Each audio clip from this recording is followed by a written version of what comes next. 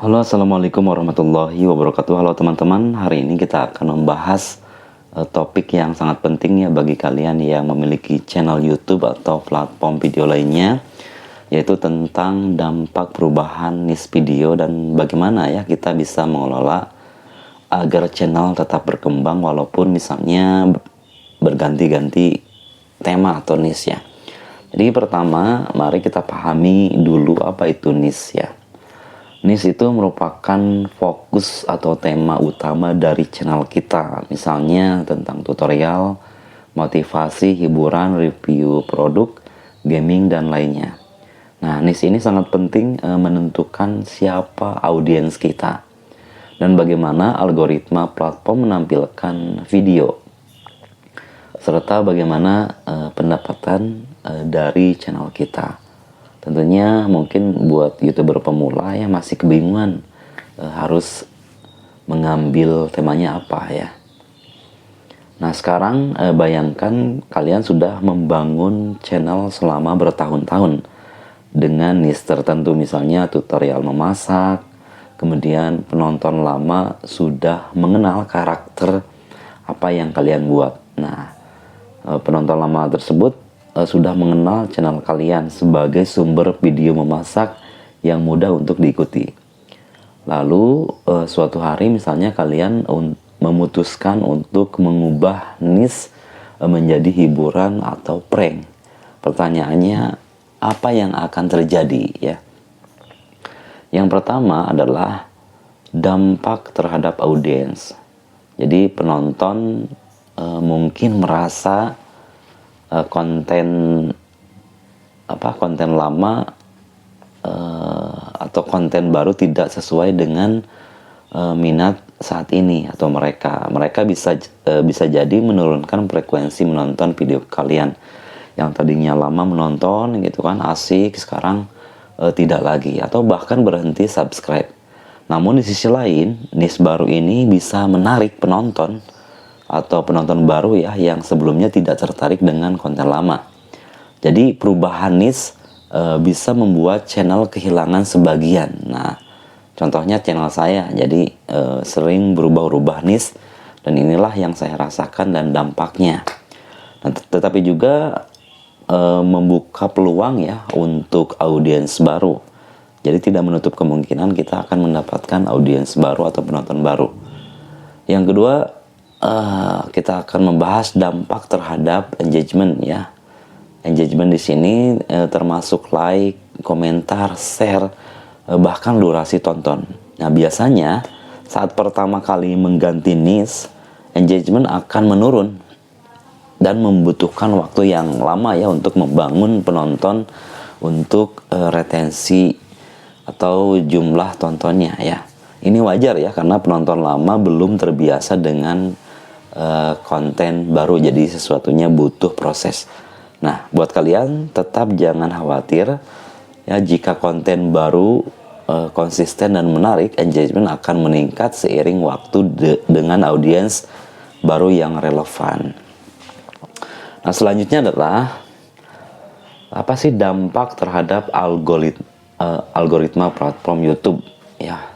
Jadi khususnya YouTube atau platform lainnya seperti ya media sosial yang sering kita temukan ya, TikTok misalnya, sama ya. Jadi memiliki algoritma yang menyesuaikan rekomendasi berdasarkan perilaku penonton. Jadi setiap orang, setiap device itu berbeda-beda ya algoritmanya.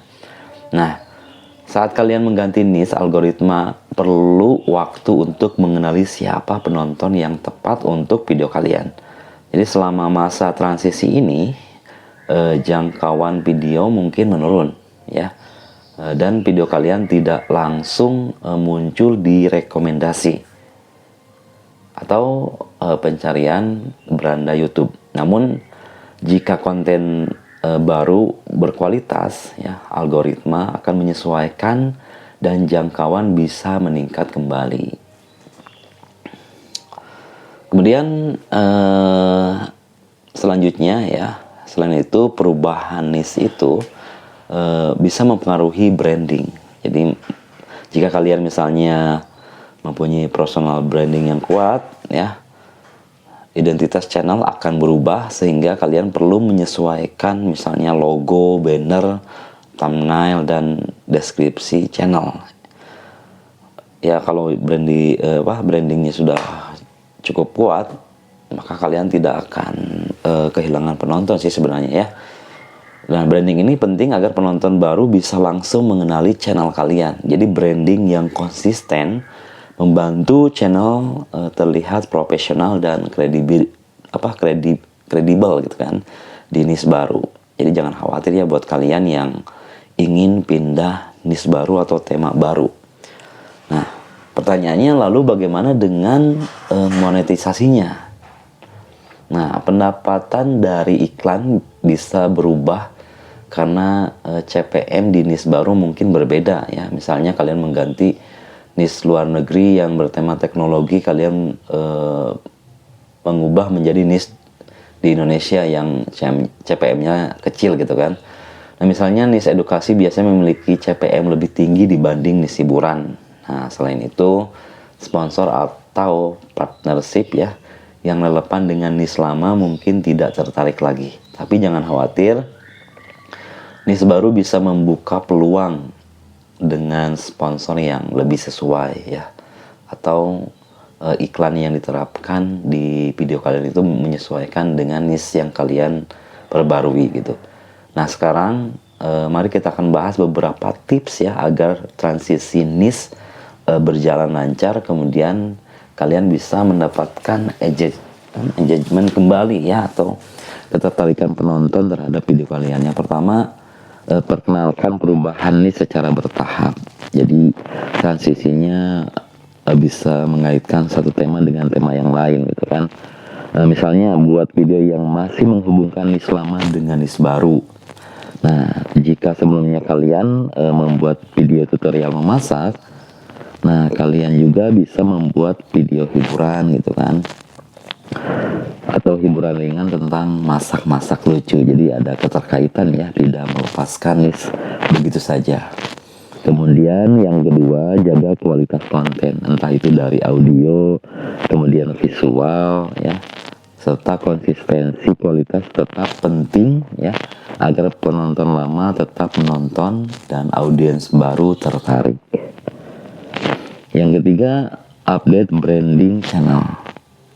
Jadi sesuaikan logo banner seperti yang tadi saya sampaikan, kemudian thumbnail dan deskripsi agar mencerminkan niche baru.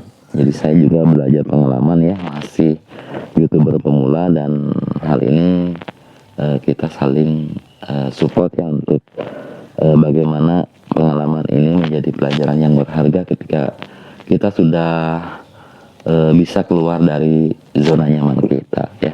Sekian yang bisa disampaikan, mudah-mudahan bermanfaat. Assalamualaikum warahmatullahi wabarakatuh.